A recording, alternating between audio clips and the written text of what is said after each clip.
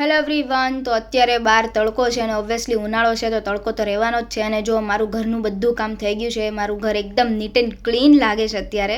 અને આજે છે જુમ્મા, તો જુમ્માના દિવસે સાદ ને ફેજન બે અત્યારે નમાઝ પડવા જાય છે, તો એના માટે રેડી થાય છે. અને આજે એમ બી બેને રજા છે એટલે આજે આખો દિવસ અમને હેરાન જ કરવાના છે. એ લોકોને બીજું કંઈ કામ જ નથી.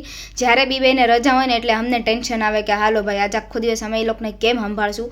અને બે એકાબીજાને એવી મસ્તી કરે છે કે મારી બોડી જો ને તું તારી બોડી જો. એમ ફેજાને જીમ વીમ તો નથી કરતો પણ ડેલી એક્સરસાઇઝ કરે છે, એટલે સાદને એમ કહેશ કે તું તારી બોડી જો ને મારી બોડી જો. એમ બે બાંધે છે એકાબીજારે.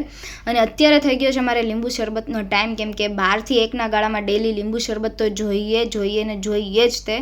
કેમ કે આવો તડકો, આવી ગરમીમાં, એમાંય તે બરફવાળું ઠંડુ ઠંડુ લીંબુ શરબત, એટલે તમે ખાલી વિચારો કે કેવી મગજમાંય શાંતિ થાય, કેવી દિલમાંય શાંતિ થાય, ને એકદમ સુકૂન મળે. અને અત્યારે હું બી રેડી થઈ ગઈ છું અને હું નમાઝ પડવા બેઠું છું. તો હું તમારા માટે ઇન્શાલ્લાહ દુઆ કરીશ અને તમે બધા બી અમારા માટે દુઆ કરો, બધા માટે દુઆ કરો કે અલ્લાહ પાક બધાની મુશ્કેલી આસાન કરે એમ. અને અત્યારે જો જમવામાં બન્યા છે દાલ ચાવલ. અને જેણે મારી ચેનલ સબસ્ક્રાઈબ નથી કરી, જલ્દી મારી ચેનલ સબસ્ક્રાઈબ કરો. મળીએ નેક્સ્ટ મિની વ્લોગમાં. Bye bye.